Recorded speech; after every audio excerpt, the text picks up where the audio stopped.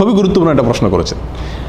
এটা খুবই বাস্তব কথা এবং সত্য কথা যে আমাদের দেশে বহু লোক গরু কোরবানি করেন বা ছাগল কোরবানি করেন, তার কাজের বুয়া, কাজের লোক বা গরিব মানুষ এলাকার তাদেরকে দিয়া গরু বানানোর কাজে বা ছাগল বানানোর কাজে ব্যবহার করেন। এবং ব্যবহার করার সময় যে ব্যক্তি কাজ করতেছে সেও জানে যে আমি একটু হেল্প করে দিলে, আগে জোগা দিলে আমারে গোশত দিবে। আর যিনি করাচ্ছেন তারও মাথায় আছে যে এর দিয়ে কাজ করাবো, কাজ করায় যাওয়ার সময় 2-4-5 কেজি গোশত ধরাই দিব। এটা জায়েজ নাই, এটা নিষেধ।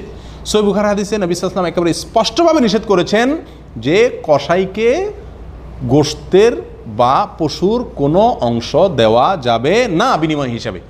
আপনি বিনিময় হিসাবে তাকে যদি কোনো টাকা দেওয়ার কথা চুক্তি করেন তাহলে সাফ করে নিতে হবে, কোনো গোশত টোস্ত কোনো কিছু পাবা না, একেবারে সাফ কথা। তুমি পাবা কি? টাকা। তো তোমার টাকাটা তুমি নিয়ে যাবা, গোশতের কোনো আশা বা কোনো কিছুর আশা তুমি করবা না, পায়া গোশত ভুড়ি কোনো কিচ্ছুর আশা তুমি করবা না, কিচ্ছু তুমি পাবা না, এটা তুমি জেনে রাখো। তাকে পরিষ্কার করে দিতে হবে। এরপরে যদি আপনি তাকে আপনার প্রতিবেশী হিসাবে বা গরিব মানুষ হিসাবে দান করেন, অন্য 10 জনকে যেভাবে দান করেন সেই হিসাবে, তাহলে এটা জায়েজ আছে। কিন্তু এই কাজের লোক, গরিব লোক, দারোয়ান, আশপাশের অসহায় লোকদেরকে দিয়ে কাজ করানো এবং কাজ করানোর সময় মাথায় রাখা যে তাকে একটু গোশত দিয়ে দিব, এটা জায়েজ নাই। নবী করিম সাল্লাল্লাহু আলাইহি ওয়াসাল্লাম স্পষ্ট নিষেধ করেছেন, ওয়ালা ইউতা লিজাযারাতিহা শাইআ, কোরবানির পশুর কসাইয়ের কাজ করার বিনিময় হিসাবে এই পশু থেকে কোনো কিছু দেওয়া যাবে না।